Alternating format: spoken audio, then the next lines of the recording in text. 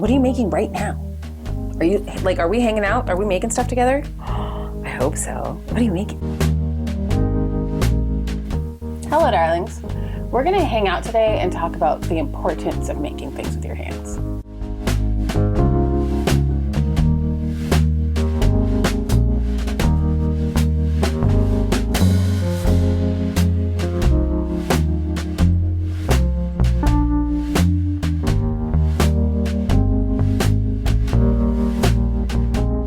So we all know that in this digital world we live in, people are yearning, I think is a good word, for something which they're terming analog, which isn't always used correctly, but they're yearning for something that isn't screen-based. They are looking for things to do, consume, be around that don't involve screens and buttons, right?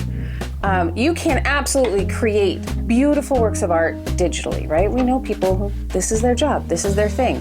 But there is something different about handling something in a tactile fashion, creating something physically tangible that speaks to us deeply on a human level.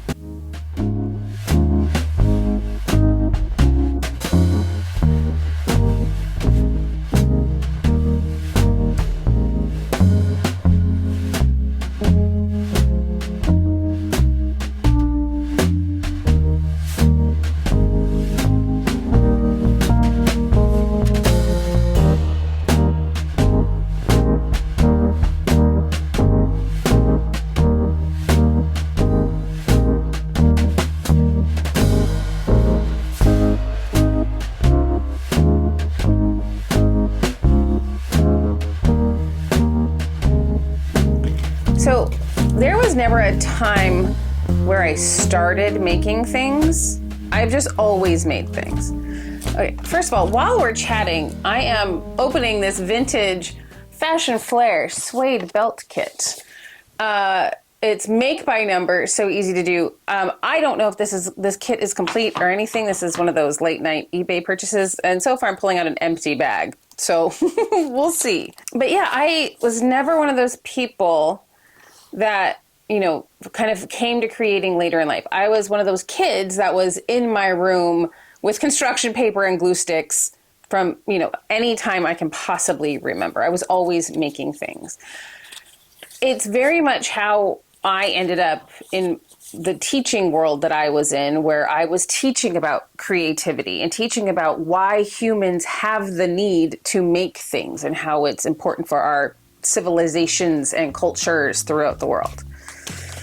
Okay, what have we got here? We've got little yarn flowers, we've got some yarn, we've got some suede belt pieces. It looks like it's these simple suede pieces that you then sew.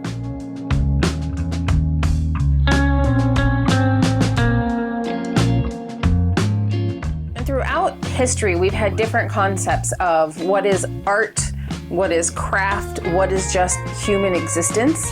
Like, there have been times in history where literally every person in certain was just expected to know how to knit, right? It wasn't considered art, it wasn't considered craft, it was just considered a basic life skill that you had to know, and it wasn't based on gender lines or anything. Now, because it is something that has been, for the most part, mechanized, and you can go buy a way too inexpensive, knit sweater at the store, we now consider it in the realm of not just craft, but art, right? And we understand that there is, time and intention behind someone with their hands, object. But it wasn't always thought of as art, as creativity. But the act of it has always existed. There is something about us as the human animal creating something that we're adding to the physical world. There's satisfaction in that. And in a fairly new way, the conversation, and by new, I mean since kind of hobbies really became a thing, which again, hobbies weren't always a thing. Since hobbies sort of became a thing, kind of early last century, we started talking about mental health and how those types of activities could be beneficial for mental health. And that is very much a big conversation today in the crafting world, in the online digital world, right? That sitting down, being intentional, taking a moment to create something is really good for your brain.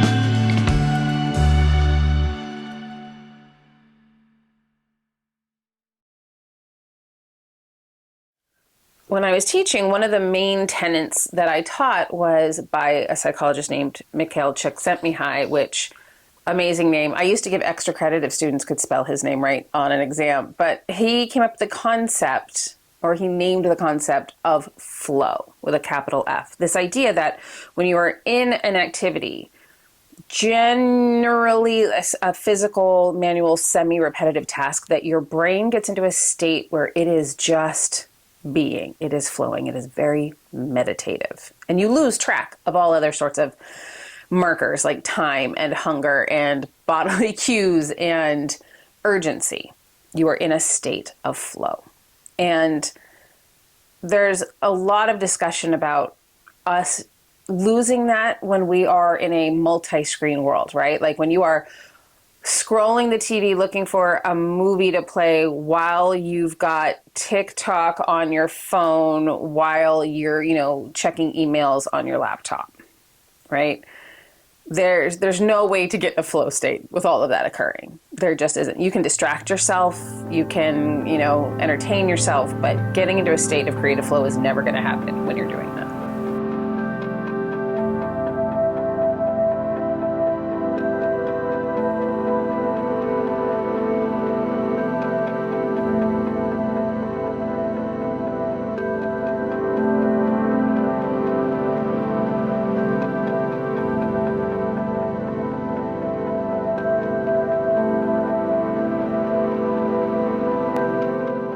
All right, what do we need to do here?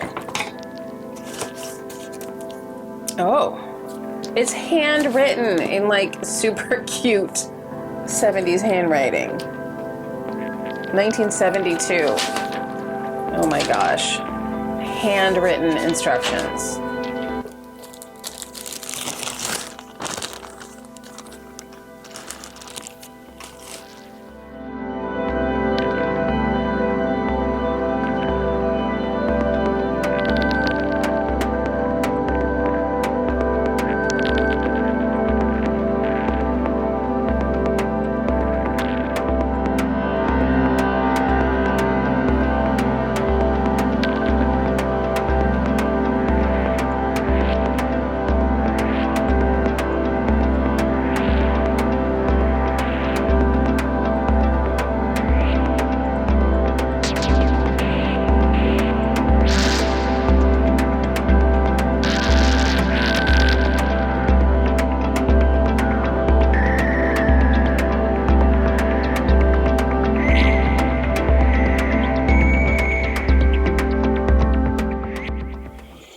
So the whole concept of flow and meditative state while creating things is, it's different than the traditional concept of meditation, because there's this self-confidence element that comes at the end when you've created something, right? So with traditional meditation, you feel calmer, you feel better, but there is no outcome. There's not meant to be, right? But with something like crafting, creating, there's a tangible outcome that you get a serotonin boost, not just from doing, but from creating, and then from seeing later what you've created. Even if you make a mess of it and let's say you're sewing something and you've got to pick out half of it and restart over, when you've completed it, when you've made it happen, there is that huge surge of serotonin, I've made something. And there is something so empowering about seeing proof of your capabilities, even if you're learning at something, even if you're not great at something.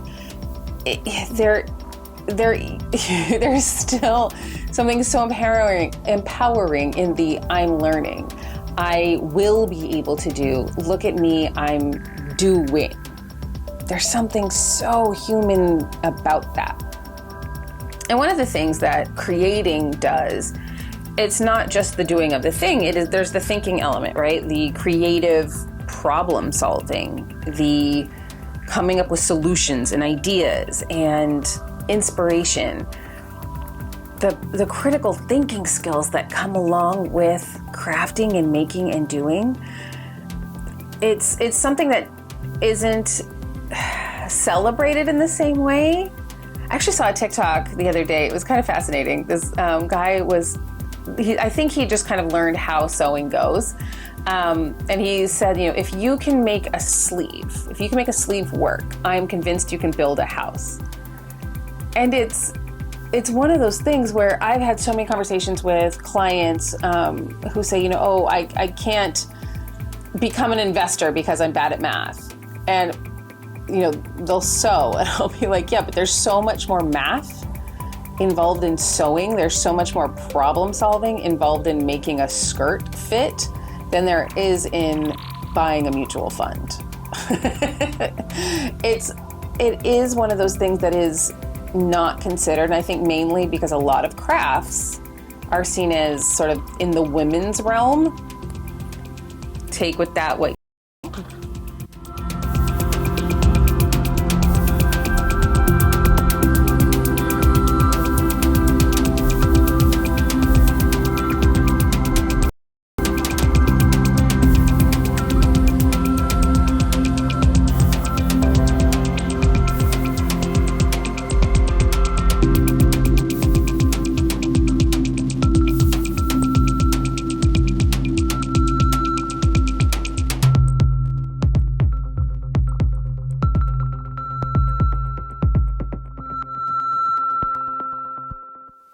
But doing something like this is 3D thinking. This is enhanced thinking. This is advanced thinking and problem solving. Even if you're, thinking, oh, I'm doing some embroidery on the couch to turn my mind off. Your mind is in the background, solving shapes, geometry, math, doing all of the hard, heavy lifting.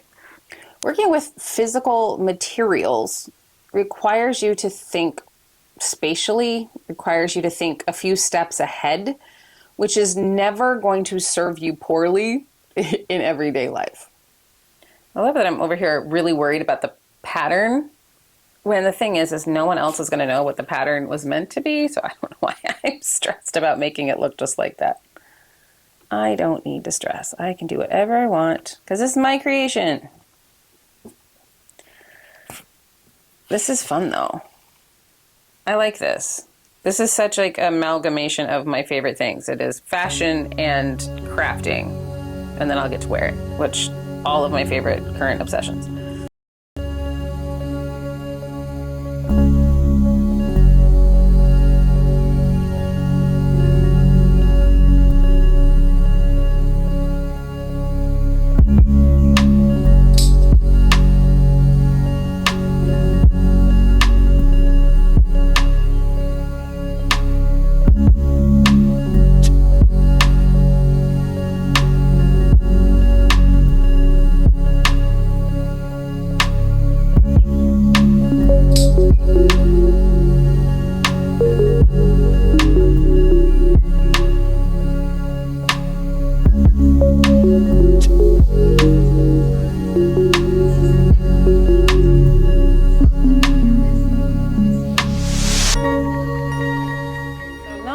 Are you thinking in a different way than people who don't make things with their hands, but you think in a different way in terms of your outlook on things, because anyone who makes anything, that it rarely, if ever, goes to plan. You think something's going to take you 10 minutes, it will take you 2 hours. You think you're going to do something, super easy, it's going to be one of the most difficult things you've ever done. It's just the nature of making stuff. So you become really resilient and you have to practice patience. There's no way about it. You have to be okay with things being imperfect and not going the way that was planned. And again, being okay with it and understanding that it is a big part of the process, like a big part of the process. Oh no, floor is lava. Ugh. I've had to tell myself every time I drop a pin or a needle that the floor is lava, like out loud, because otherwise I will genuinely just forget that I've dropped a needle or a pin, and I do have a dog and people who live in this house, and we would be stepping on pins, clips, and needles all the time. So basically the inevitable mistakes you make. Oh, there we go. So we put that in there, a little nylon thread. Pull. It totally works. Okay, I'm sure this would work with regular thread. This is gonna be a little bit of a game changer because I often can't find my little threader situation. Why am I just learning this? But here we go, we're learning. I love that. Oh, so easy. Okay, so the inevitability of things going wrong and you having to fix things and start over and unpick things and whatever, it just teaches you that perfection is never the goal. It can't be, but progress is, learning is. Yeah, and it just makes you just a better thinker and, like, you know, your world and your space as a whole. And it makes sort of this little leafy petally shape. Cute.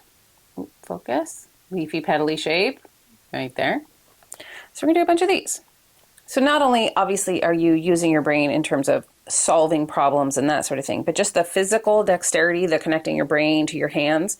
They've done so many studies on the benefits of, you know, that action in terms of, you know, longevity of memory and just dexterity. And basically every study says that people should craft. If you want to live longer, have better memory, have better hand-eye coordination, you should make something.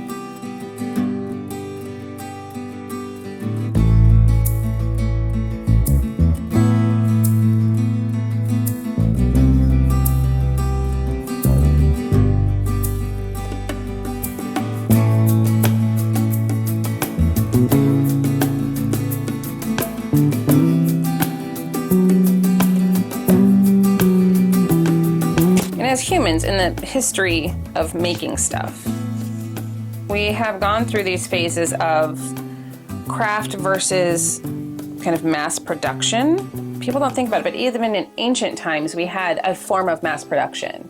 Things that we would now consider like the finest, most precious, irreplaceable fine art, like let's say like a big giant, you know, pottery wine cask that someone would pay, you know, hundreds of thousands for at an auction, was literally just considered like a big bottle back in the day and was made en masse in a factory for all intents and purposes. It was their version of mass production. They didn't have machines making it, but there was, you know, assembly line of folks, big bottles that we now pay a lot of money for and use as decorative items because we recognize that they were made by human hands, right?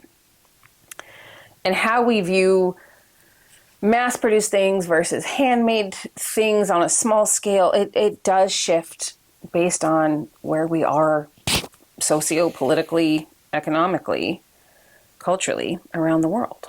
And so this appreciation for kind of non-mass produced items, sometimes that appreciation is very high and people are like, yes, give me more, please. And sometimes people are craving mass production because it's viewed as more efficient, more hygienic, cleaner, less prone to human error. And then we tend to go back to, you know, especially within artistic movements of mechanization is bad for people. We need more hand creating of things, where we get things like the arts and crafts movement where people are saying, we're going to make everything by hand with intention and it's going to be beautiful and useful. And we go back and forth on these, and we've always done so. Always. It's one of those parts of, you know, kind of human connection and connectivity, and you'll hear it all the time. And,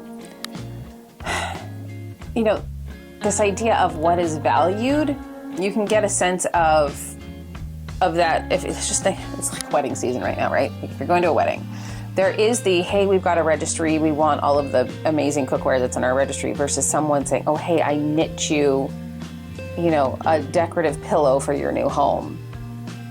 Which one is more valuable? Depending on where you are sociopolitically, economically, someone's going to say the handmade intentional item is more valuable, and someone's going to say, no, obviously the incredibly expensive dishware, cookware is more valuable. It comes down to a personal appreciation, but that conversation of acknowledging that the handmade item has value is there.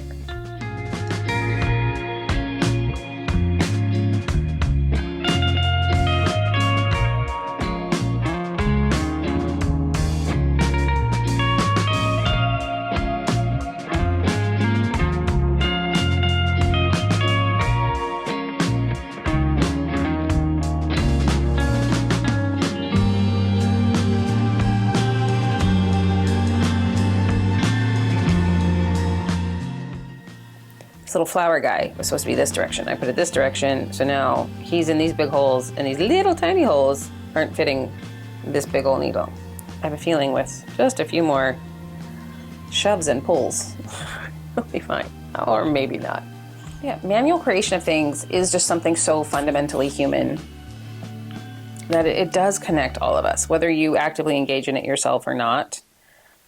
It's something so ingrained in just how people are, like, as a construct. Like, think about it, when, babies are little, there's a couple things that they do naturally. One, they dance. They hear a beat, little babies will just dance. It is so ingrained in us to just move when we hear a beat. So they will dance. Even if they've never seen another person do it, they will bop. And you put them in a space with any sort of physical object, they will make it into something. Like, not just arts and crafts, but like you give them two pots and all of a sudden it's a drum kit, right? Like, they will make things. It's just ingrained. Wow, I am getting distracted and not paying attention and really messing up.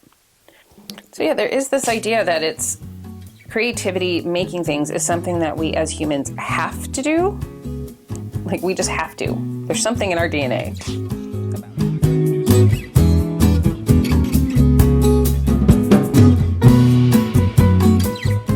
This idea that tangible creation really does enrich your life in a way that, very few other things can. There's many things that we have to do as humans. We don't necessarily, wouldn't say they enrich our life, There's a lot of bodily functions I have to do, but I wouldn't say enrich my life, but creating something that I can then physically enjoy enriches my life. So if you have never made anything, which again, I would find really bizarre because I assume you went to kindergarten and you made some stuff out of tissue paper. But if, as an adult, you wouldn't consider yourself a maker, you don't make things, I would recommend just starting small and trying something. Go back to those kindergarten projects, whip out some tissue paper, do a simple drawing, try something that you're okay failing, like something very low stakes that you're okay failing at. Try some paper folding. Do a little origami with a pretty piece of paper, or start with a piece out of a torn magazine. You don't have to go big or go home. You can just make something. It doesn't have to be the world's next best piece of art. Lord knows this belt isn't going to be, but I'm really enjoying just sitting here and making it. If you are a maker, or you've decided you want to start making something, I want to know, what are you going to make? What do you make? What's your favorite thing to make? Let me know in the comments. What are you making right now? Are we hanging out? Are we making stuff together? I hope so. What are you making? I'd love to know. If you want to hang out and make stuff with me, please do. Subscribe. We're making stuff every week around these parts. We're talking creativity. We're talking about why it's important. And, we're having some fun. But come hang out, make stuff with me, suggest stuff I should make next. Ooh.